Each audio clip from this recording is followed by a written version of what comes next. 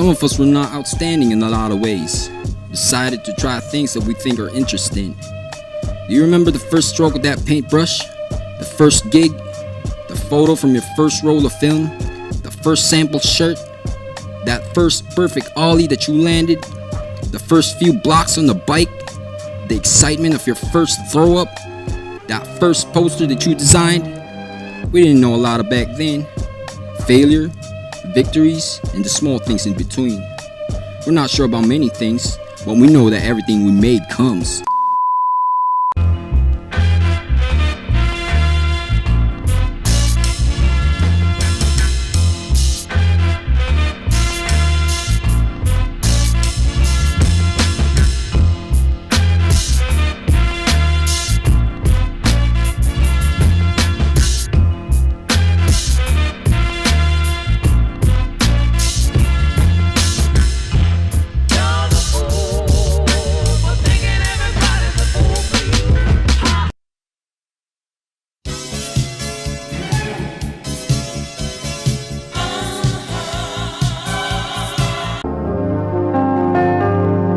Nagpunta si Joey ng US, ginawa niya yung master's niya sa graphic design. Then when he came back, we started doing Team Manila. We built our store sa Ecoville 2005, April.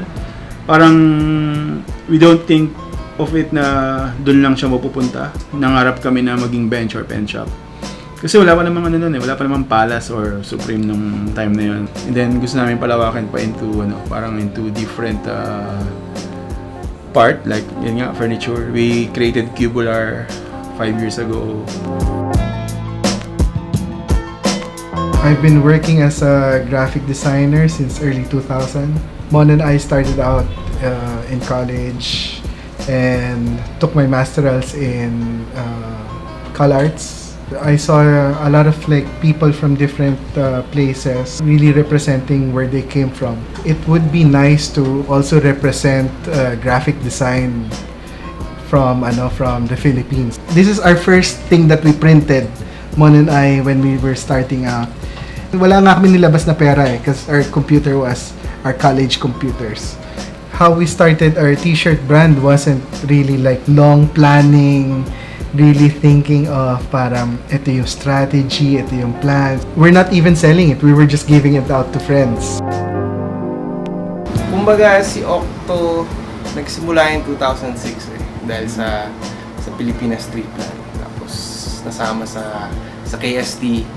So yun, isang rin yun, parang grupo rin na kami na parang more about camaraderie. Puro sabi ko kung paano ako napasok sa kung saan man ako gumagalaw ngayon sa eksena. Na-burnout ako na puro trabaho. Tapos biglang pinadala ako ng libro nung Sticker Rebellion. So paano ito? Galing nga, puro street art. Drawing ako. Tapos naggawa akong stickers. Nagdikit ako sa kalsada. Kasi yung nakikita ko sa libro mga 2005 ata yun, 2006. Tapos nakilala ko sila Mark Salvato, sila Unga, na, uy, ako rin nag-sticker din ako. Nag-trade kami ng stickers, parang gawa tayo ng grupo Pilipinas Street Plan. Tambay ako ng Cubao, nakilala ko sila Jeric, sila Dino, Teichi Boys. May Teichi na nun na sila lang yung parang guerrilla style lang yung selling nila. Unang collab nila kay Unga. Gabi-gabi, Expo Days, 2008, 2007. Okay to ilagay kaya natin Teichi dito. From there, yun nag-start na yun. Nakakuha kami ng spot sa Cubao, nag-graffiti, nag-bike, sila, nag-skate sila. So hanggang ngayon, yung pa ginagawa namin, parang casual lang araw-araw lang magkakasama It's parang sige, gawin natin to. Pare-pare lang naman tayo ng gustong gawin. So parang ba't di pa natin pagsamahin yung gusto natin. Parang kasi nung di ko maalala yung hirap Parang lahat enjoy lang talaga Parang ito na lang tumagal na lang na parang kailangan sa business sides, or pagputol ng oras. I listened to a lot of heavy metal then till grade 7 to first year. There wasn't any super available na clothes. No? So what I did was I started making my own clothes. Tapos from there, I guess nag-evolve na siya. Havoc yung isa sa mga main stores na nag-influence sa akin. But that was during the time na rave yung uso sa Pilipinas. So nung nag-start kami ng THE 2009, parang wala pa rin masyadong following nun Parang passion project siya talaga I think that's what's sad. Now, it's like, parang super driven by social media yung style ng mga tao. So, wala nang originality.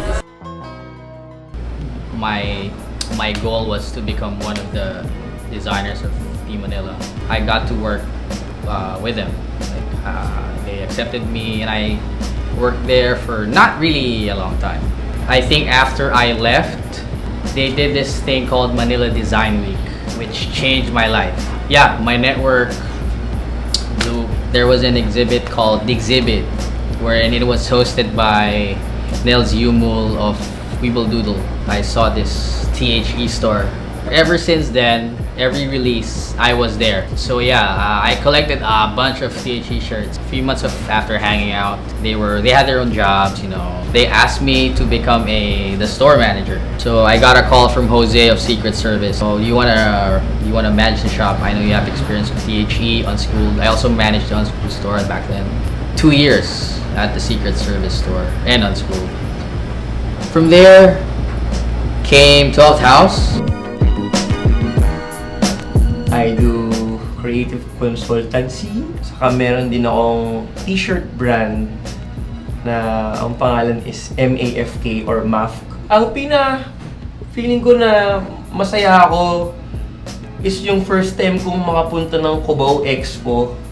Weird siya in a good way. Well, ano siya, basta ang ganda nung pagkaka-set up. Yung Escolta Block Party, aksidente lang ako mapasok dun. Kasi nagkaroon kami ng tindahan ni Mickey De La Rea, yung may-ari ng 12th House. So dahil nagkaroon kami ng tindahan, parang nagbigay kami ng input kasi gumagawa din kami ng konting ng events. Yung formula ng Escolta Block Party, gumagana na siya.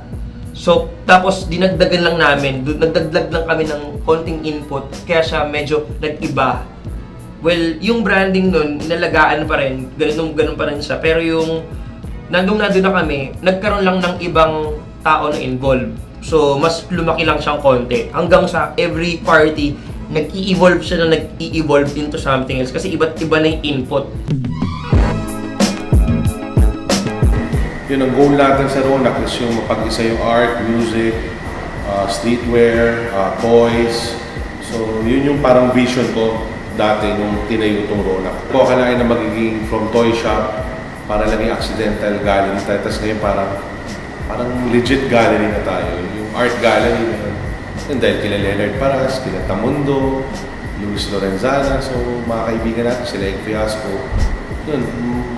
So parang nagulat lang ako na yun, laruan una, art toys.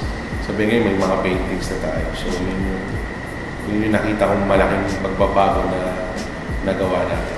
Yun, pag yun napasukan na kami ng mga veteran artist, syempre you have to be serious sa work. May sistema na yung gallery. Ganda na nangyayari sa Pilipinas ngayon, grabe. Hindi ko akalain na ganito kaganda yung nangyayari tsaka ganito kabilis. Tsaka maganda ngayon, nagsisimula pa lang tayo lahat. Nagsama-sama na lahat. Art, toys, streetwear, sneakers, syempre sneakers. Nag-start ako 2002. Second year college ako ng Fine Arts, major in advertising. So wala akong alam nun eh. Alam ko lang gamitin talaga oil pastel.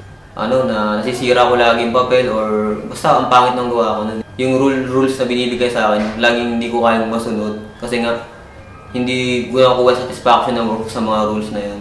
Kahit pangit nga nun, kahit hindi pa hinog. Sabi niya sa akin, tinanggap ko to hindi dahil ganyan yung gawa mo ngayon. Tinanggap ko to dahil nakita ko na may mangyayari. Pinaka-perception ng Pilipino sa hip-hop, I guess yun yung isa sa pinakauna kasi syempre nung panahon na yun, sobrang baba ng tingin talaga sa hip-hop. Kapag makikita ka parang, oh diba, hip-hop ka, yo, diba, parang laging ganun.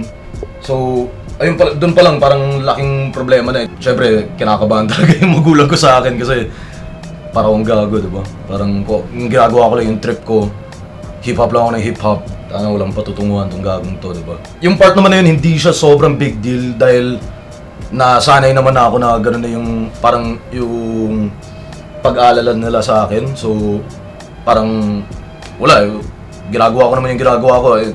hindi pa naman ako todo criminal, kaya parang feeling ko may karapatan pa naman akong mamili ng ganun, yung interests, preferences, obviously, pati kung ano yung mga pinaka gusto kong pagbuhusan ng oras ko. Nung day one, man, fan lang talaga ako. I was a big fan of the local scene. I was a big fan of hip-hop. I was a big fan of local retail stores, local brands. As of lately, I've been working a lot with Bawal Clan. We recorded the album nung nag-kick off ng January, weekly, every Sunday. Record as much as we can. Tuloy-tuloy, parang church, man. Every Sunday, studio, record, sulat, may dala kang baon or wala. Ito yung commune, man. So, ito yung commune, bata pa ako. May bangs pa ako. So, yan yung commune days. So, fan lang ako nun.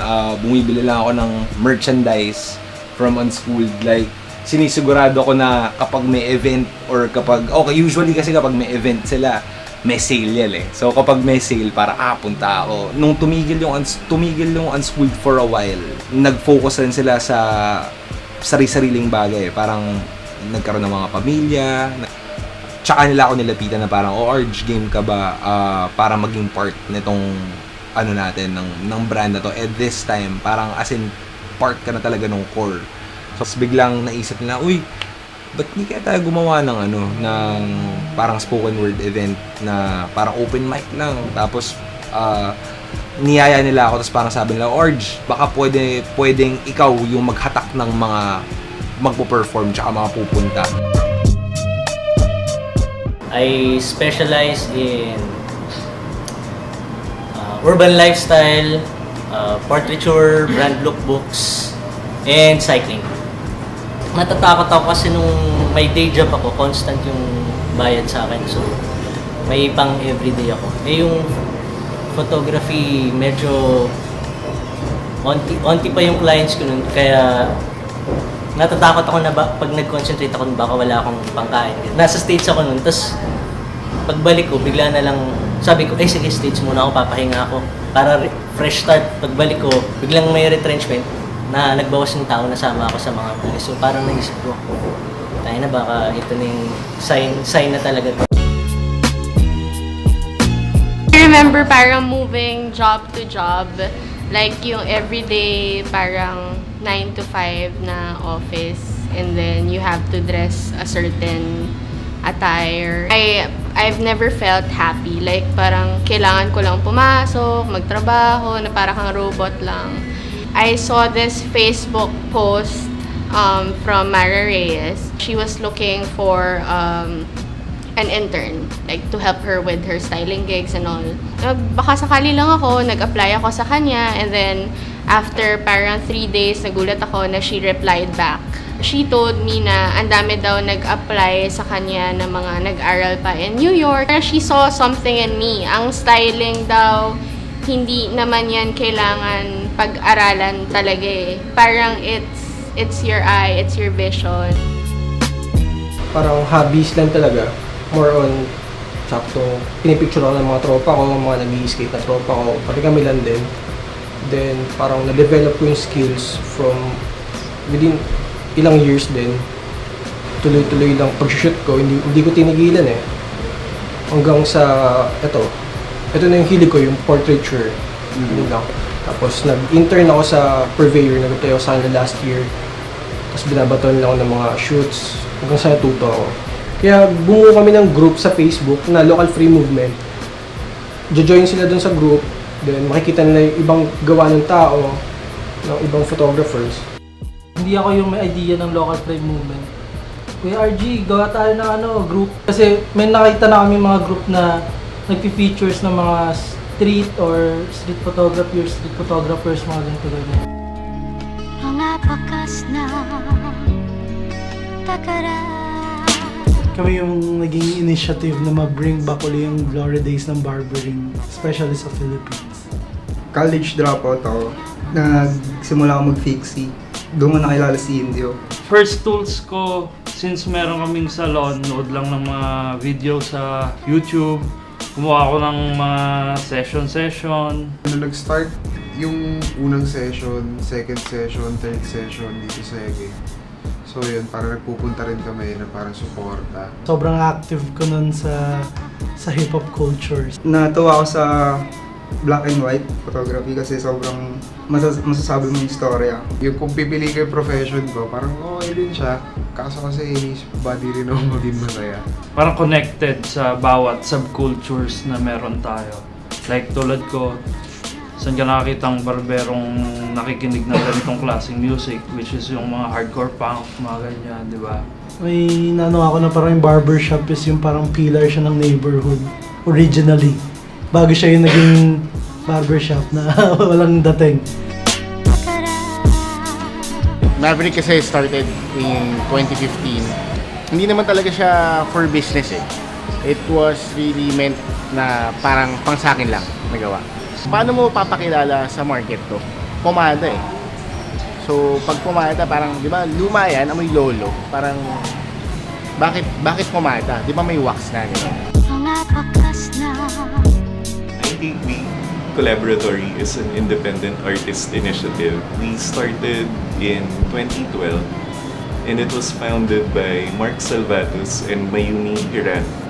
So Mark Salvatus is a visual artist and then Mayumi Hirano is his wife, a curator from Japan, who wanted to do works that couldn't be done dun sa commercial gallery na setting. And then one of the popular projects that people know that we do is yung Saturday X Future Market. So, itong space where the Hub Make Lab is currently located, it was one big empty space back then in 2012. We talked with the owners of the building, si Robert Silianteng and Lorraine Silianteng.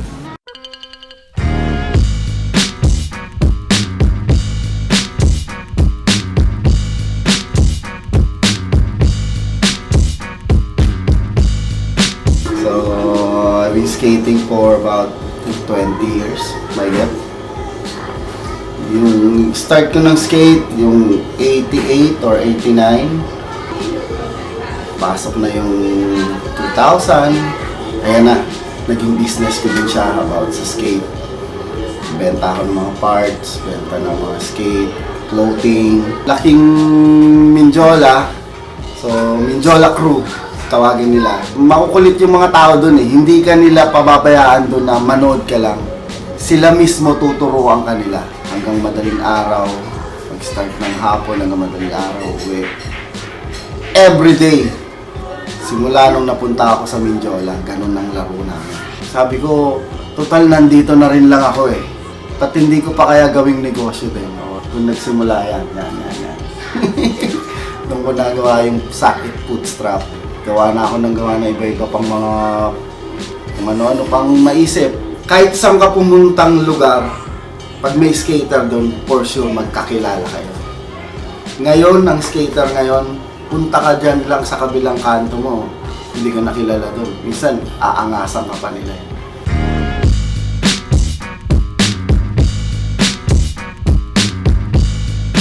Nag-start talaga siya as parang vlog siya. Way back 2009, nung parang 4th year high school. Tapos eventually, nung 2011, doon na pumasok yung unang partner. Well, una nag-invest sa brand, which is si this dude. Pero yeah, si Joseph Amara.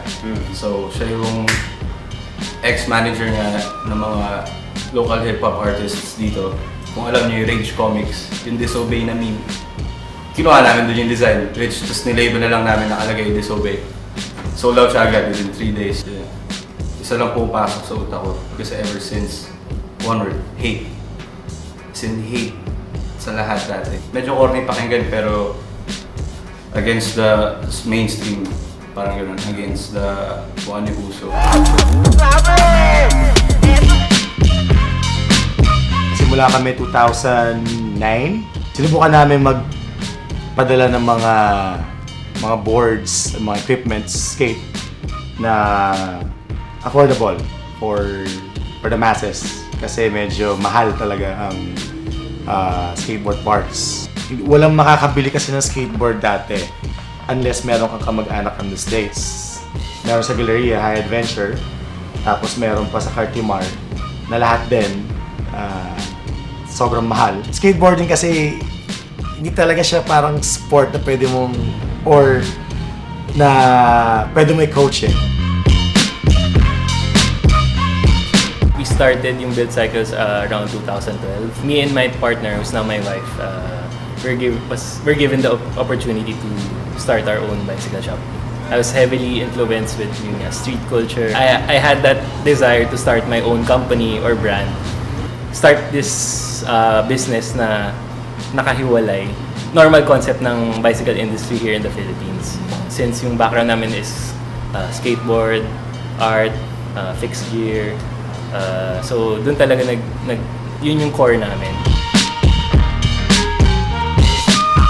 About 10 years ago, started with mountain bikes, then moved to using fixed gear in 2010, and eventually found the group, Manila Fixed Gear, and started riding ever since with them.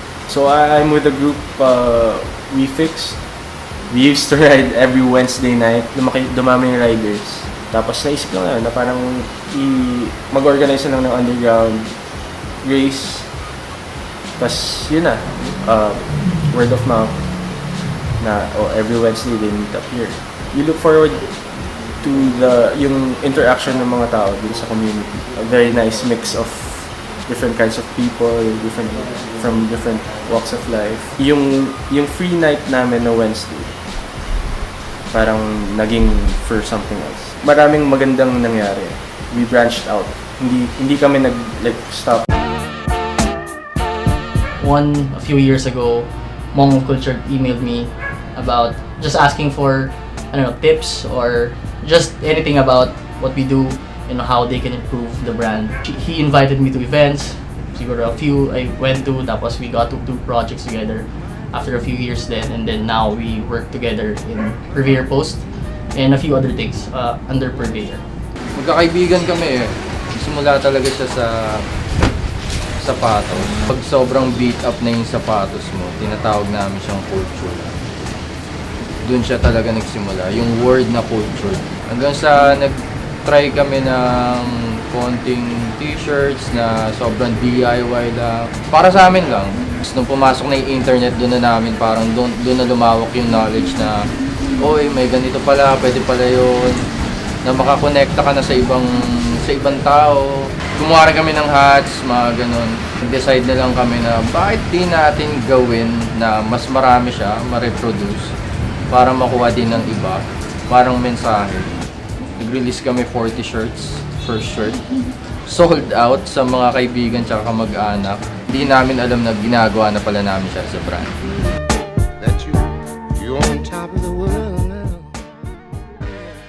So yung roots namin is Cubao talaga. Kasi dito kami nag-meet, dito kami nag-start.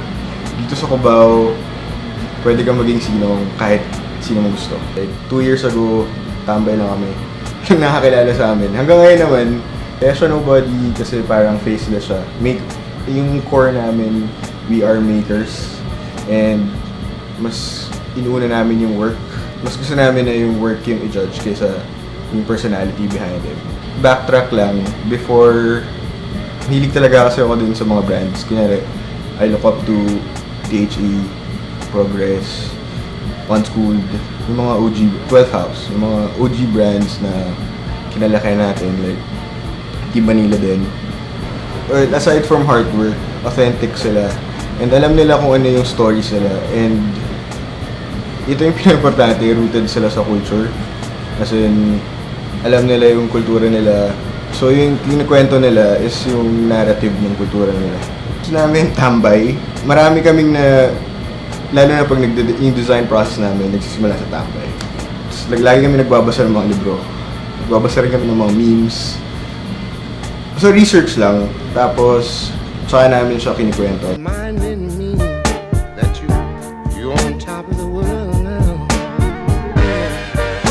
I started with as an intern for Don't Blame the Kids. And from there, my love for the culture, streetwear began.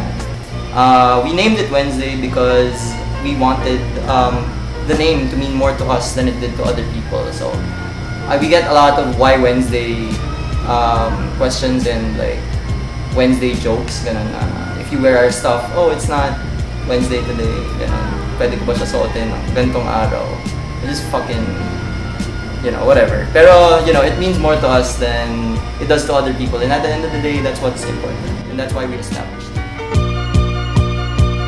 For me, nag-start lahat yung inception ng brand ever since nakapasok ako sa sneaker scene. Yung uncle ko used to be a commissioner for the PBA. And then, my dad would bring me to games all the time. Dun ko nakuha influence when I started my brand. So 2009, I think that was the start of the first wave of streetwear in the Philippines. So that was Unschooled, Progress, CEO, Standards, THE. And then yung pinaka nag-resonate sa akin was Unschooled. Kasi nga diba, streetwear is basically a reflection of your lifestyle. And for me, skating wasn't it because I wasn't a skater. Bike fixies wasn't it because I never really tried that. Pero basketball, it was something that was authentic to me. Something that was very close to home. Fresh after graduation, di ko alam kung anong gagawin ko. So, I just applied kung saan-saan and then I landed in a publishing company. Tapos nagkaroon ako ng big break, inoferan ako na magsulat for this magazine called Northern Living. Ano naman siya, parang posh lifestyle magazine na tungkol sa mga bulgis. Pero tinawag ako ng editor-in-chief ng Scout. Sabi niya, parang if I want to join. Then I said yes. Then after a year of working for Scout, gusto ko naman.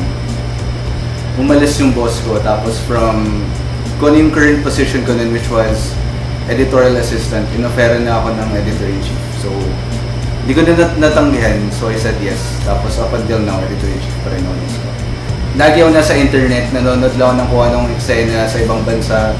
I would watch all these documentaries about skating, about surfing, about street culture. Tapos wala akong idea about local culture at all. And then, suddenly with Scout, I got the opportunity. Kwento ko ba? Started out as a street artist. Used to like write on walls. You know, it was fun. It was the thrill that really got me hooked to the whole street stuff. You know, in skating, trying to help people helping me back. I'm from Davao City. I'm from Revere. We've been doing this for almost 5 years now. It all started out na ako as a graphic designer. I thought of like doing something na parang nasasatisfy ako creatively. Pivoting the brand, you know. May maraming mga changes kasi may mga mali sa production and sa design and sa branding. Nag-change ako towards the year. You know, as a graphic designer, gusto kong parang mag-evolve ng parang gusto kong gumawa ng gumawa. Then I also have like, mga inspirations like sila Sermon sa Team Manila, Daily Grind. Gusto kong gumawa ng kaparehas, like a clothing line na nandun yung lahat ng mga gusto kong artist tsaka yung mga gawa na gusto ko. So, yun, gumawa ko ng Revere. Parang dun lahat ng mga fascinations ko towards art, you know, mga iba-ibang styles, you know. Pero at the end of the day, parang meron kaming isang look na gusto talaga namin. Parang ito dark, ito very raw, ito very traditional. Yun yung mga gusto namin na style.